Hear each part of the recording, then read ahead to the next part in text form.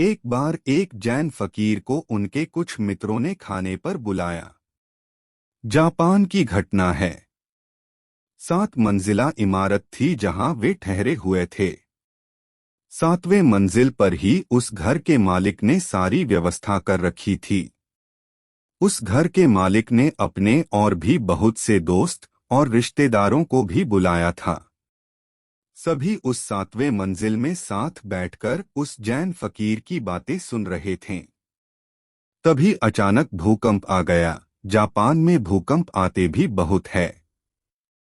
जैसे ही भूकंप के झटके महसूस होने शुरू हुए, सभी उठकर भागे।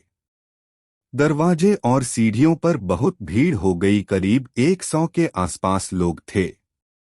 सभी भाग रहे थे। घर के मालिक भी भाग ही रहा था कि वह सीढ़ियों में फंस गया।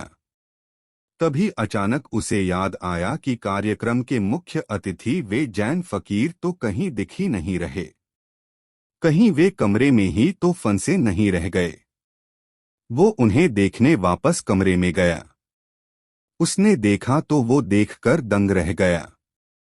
वे जैन फकीर तो पलथी मारे आंख बंद किए एकदम शांत चित्त से बैठे हुए थे। ऐसा लग रहा था जैसे बुद्ध की शांति से भरी प्रतिमा हो। चारों तरफ हाहाकार और हल्ला मचा हुआ था। सभी अपनी जान बचाकर अंधाधुंध भाग रहे थे। बिल्डिंग में भी भूकंप के झटके महसूस हो रहे थे, लेकिन यहाँ यह फकीर तो बिना विचलित हुए ध्यान में मग्न थे। उस फकीर की चेहरे की शांति उस घर के मालिक को अपनी ओर चुंबक की तरह खींच रही थी। उसका रूप, उसकी शांति, उसका आनंद सम्मोहित कर लिया। उस घर के मालिक को खींचा चला आया जैसे कोई चुंबक से खींचा चला है। आकर बैठ गया फकीर के पास। भूकंप आया और गया।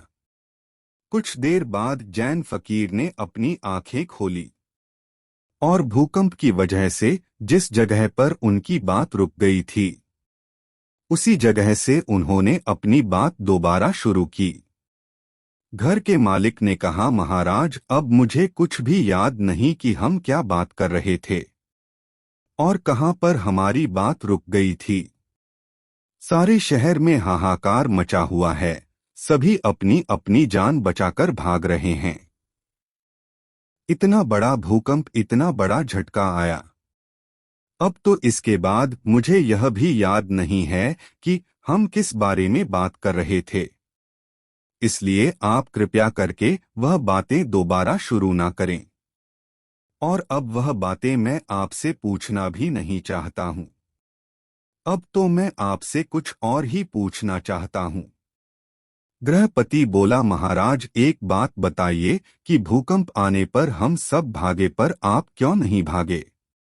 जैन फकीर ने कहा, भगा तो मैं भी, लेकिन तुम सब बाहर की तरफ भागे और मैं अपने भीतर की तरफ भागा। जिसे जहां सुरक्षित महसूस हुआ वो वहां भागा। लेकिन मैं कहता हूं कि तुम्हारा बाहर की तरफ भागना व्यर्थ था। भूकंप यहां भी है, भूकंप 6ठी मंजिल पर भी, भूकंप 5वीं मंजिल पर भी है, भूकंप 4थी मंजिल पर भी है, भूकंप पूरे बिल्डिंग में है। 4थी मंजिल वाले भी भाग रहे हैं, तीसरी मंजिल वाले भी भाग रहे हैं, दूसरी मंजिल वाले भी भाग रहे हैं। जो सड़कों में है वह सुरक्षित स्थानों पर भाग रहे हैं। सब भाग ही रहे हैं। जिसे जहां सुरक्षित लग रहा है वो वहां भाग रहे हैं। मैं भी भागा, अपने भीतर की तरफ भागा। मुझे अपने भीतर भागना ही सुरक्षित लगा। मैं अपने मन के भीतर एक ऐसी जगह जानता हूं जहां कोई भूकंप नहीं पहुंच सकता। भूकंप तो छोड़ो, जहां कोई गम नहीं पहुंच सकता। क्योंकि उस अवस्था में पहुंचने के बाद डर नाम की कोई चीज ही नहीं बचती। मैं तुमसे झूठ ना कहूंगा कि मैं नहीं भागा। भागा तो मैं भी था, लेकिन तुम्हें दिखाना होगा। क्योंकि मैं हाथ पैर से नहीं भागा। हाथ पैर से तो तब दूर भागते हैं जब बाहर की तरफ भागते हैं। जैसे सारे लोग भागे बाहर की तरफ, क्योंकि यह सब एक ही तरह को भागने को जानते हैं। बाहर की तरफ भागना ही इनके लिए एकमात्र भागना है। लेकिन मुझे जैसे ही असुरक्षित लगा, मैं तुरंत ही अंदर की तरफ फिसल गया। और मैं तुमसे यह भी ना कहूंगा कि मैं डरा नहीं, मैं बहुत डर गया कि कहीं अपने भीतर पहुंचाने से पहले ही मैं मर ना जाऊं। कहीं मेरे भीतर पहुंचने से पहले ही यह बिल्डिंग ढह ना जाए। मैं चिंतित था कि कहीं ध्यान में पहुंचने से पहले ही यह इमारत मुझ पर गिर ना जाए। लेकिन जब मैं एक बार उस अवस्था में पहुंच गया, फिर मुझे कोई चिंता ना रही। मौत की फिर तो केवल मेरा शरीर मरता, क्योंकि मेरा मन तो ध्यान में था। मैंने ध्यान में ही जिंदगी को जिया है और मैं ध्यान में ही मरना चाहता हूं। इसलिए जैसे ही मैं एक बार उस अवस्था में पहुंच गया, मैं निश्चिंत हो गया, क्योंकि मैंने अपने लक्ष्य को पा लिया था। मरने का क्या, मरना तो एक दिन सबको है, लेकिन कुछ नासमझ लोगों के लिए मृत्यु एक अभिशाप है। वह इसे गलत समझते हैं और इससे पीछा छुड़ाना चाहते हैं, जबकि सच्चाई यह है कि आपके जन्म से पहले जब आपने अपनी मां की कोख में विकसित होना शुरू किया था, उसी क्षण से आपने मरना शुरू कर दिया था। हर एक दिन बीतने के साथ आप मृत्यु के और करीब पहुंचते चले जाते हैं। ध्यान से देखा जाए तो हर एक सांस को अंदर लेना एक जीवन है और उसे छोड़ना मृत्यु। जिस प्रकार सूर्य का उदय होना इस बात को पक्का कर देता है कि उसका अस्त भी होगा, उसी प्रकार हमारा जन्म भी इस बात का संकेत है कि एक दिन हम सभी मृत्यु को प्राप्त हो जाएंगे। मैं तुम्हें कोई सिद्धांत नहीं सिखा रहा हूं, बल्कि शराब पिला रहा हूं। अंगूर से निचोड़ी हुई, जुड़ी हुई नहीं, बल्कि आत्मा से जुड़ी हुई पियो, खूब पियो, नाचो, गाओ, हंसो, मुस्कुराओ और जीवन में जितने भी क्षण मिले अंदर की तरफ मुड़ जाओ।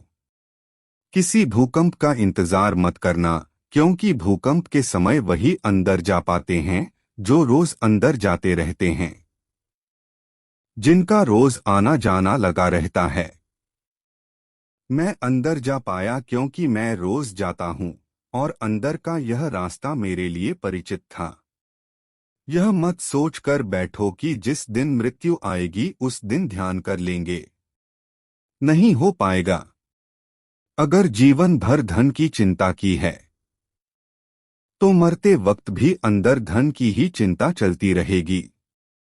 अगर पद की चिंता की है तो मरते वक्त भी और उच्च पद प्राप्त करने की लालसा लिए मरोगे, क्योंकि अपने पूरे जीवन में हम जो कुछ भी करते हैं, मरते वक्त वही सारे विचार और कर्म हमारे आंखों के सामने से छोटे रूप में गुजरते हैं। मरते वक्त एक बार हमारी पूरी जिंदगी हमारी आंखों के सामने से गुजर जाती है।